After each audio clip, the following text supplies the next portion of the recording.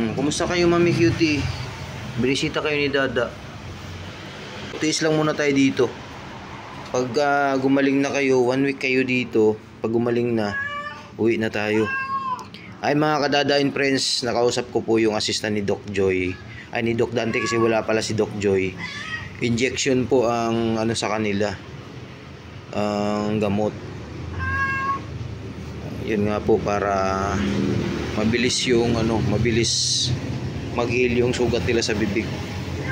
Tapos sa pagkain po wala pong problema kasi malakas daw po sila kumain. Kaya nga lang ang kailangan po sa pagkain nila is palambutin. Yan po. Ayan, may tubig na kayo.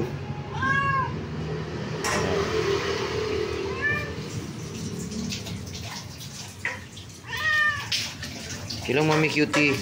Oris boy. Jesus, Oris boy yan.